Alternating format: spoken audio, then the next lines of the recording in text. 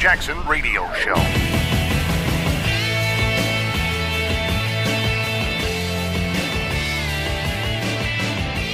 So there's a guy, his name is Sir Noel Pierce Coward. He was an English playwright, a composer. He's a director, an actor, and a singer. And he was known for his wit. Some people even said he was very flamboyant, and Time magazine said that he had a sense of personal style and a combination of cheek and chic, pose and poise.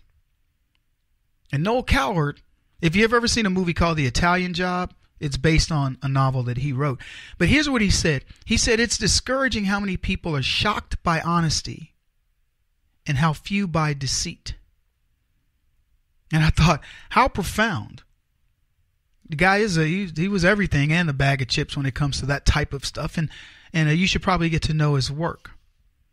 The reason why I bring this up is I'm talking about deceit. I'm talking about what the left does on the daily.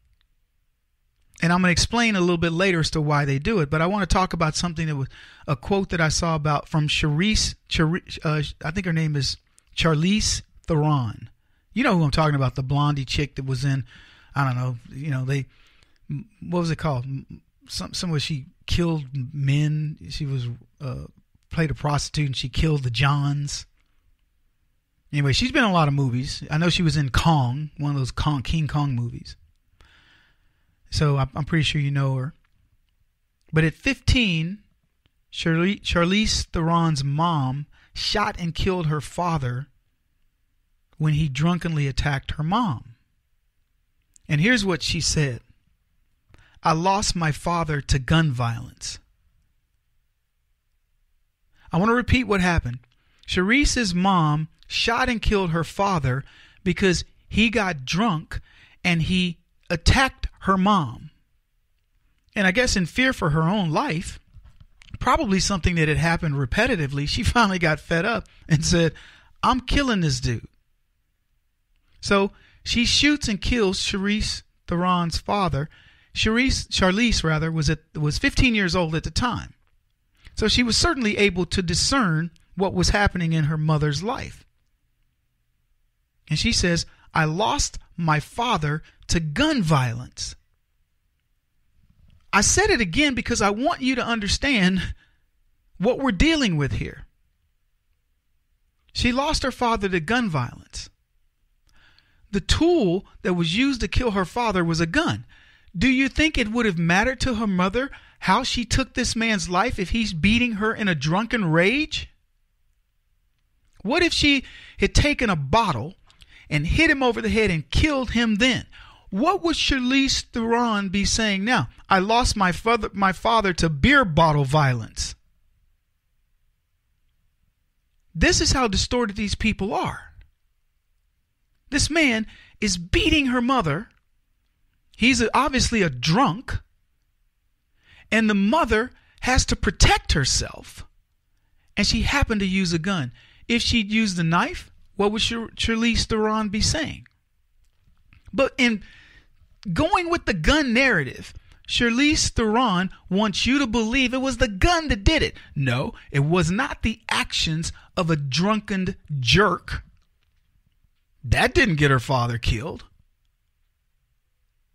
She didn't blame her mother and say, this feminist that just killed my father in cold blood. She didn't say that. No, she called it gun violence that killed her father.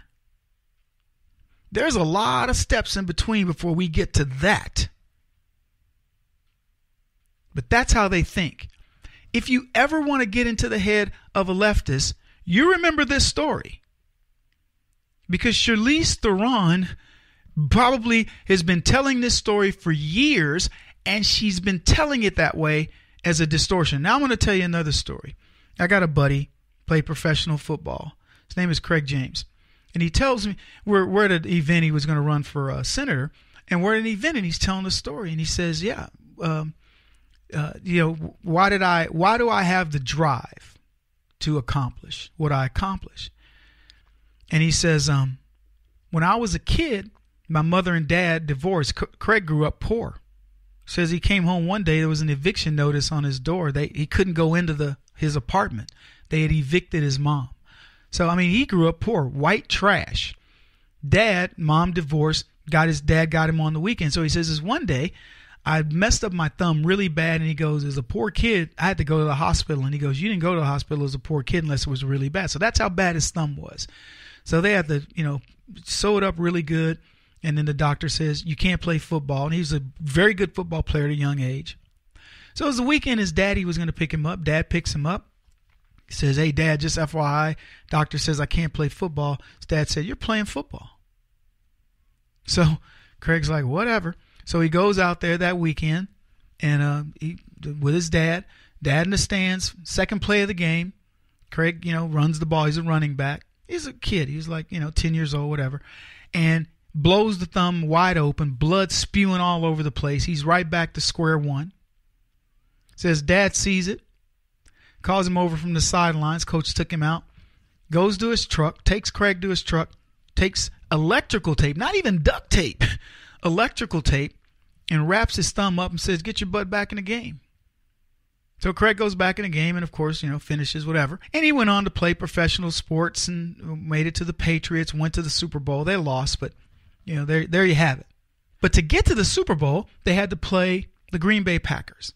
And I don't remember who it was, but Craig was running the football, and some linebacker came and just bang, hit him hard and hit him right in the face mask, and it blew his nose, hit him in the bridge of the nose, and his nose just, blew open. I'm talking about it made a gap where he hit him. It wasn't nose bleed, it was nose hit. So he gets called out of the game because now, with all the stuff, precautions with blood, they pull him out of the game. He's going into the locker room, and his nose is a mess. And the trainer says, what do you want to do? And Craig's like, stitch it up. Get me back in the game. Now, here's the funny thing about the story. So Craig's telling this story, and the audience is riveted. And Craig's like, and that's why, I have the drive to get this done, and I'm not going to be, you're not going to be, worrying about me giving up and things like this. And I jokingly said, Craig, you do know that's a story about child abuse, right? And he's like, what? I said, yeah, because you got to understand, this boy's thumb was messed up. His dad, makes him blow it open to play football. And Craig tells the story as an overcoming story. Now, I'm not one to adopt a liberal point of view on things, but I wanted Craig to understand you're not telling a very flattering story about your dad. Having your dad put you in a situation that made you a man, I get it. I understand what he's wanting to do, but that's pretty cruel. But Craig didn't see it that way. Not at all. He saw it as a story of overcoming, a story of success. And in his own way, I appreciate that. But what I will tell you is for Charlize Theron to make a story where her mom kills her abusive dad with a gun and the story becomes about the gun, that's distorted. But that's distorted in a way that doesn't empower. That's not empowering women. That's not empowering people to see spousal abuse as a bad thing. That's the wrong message.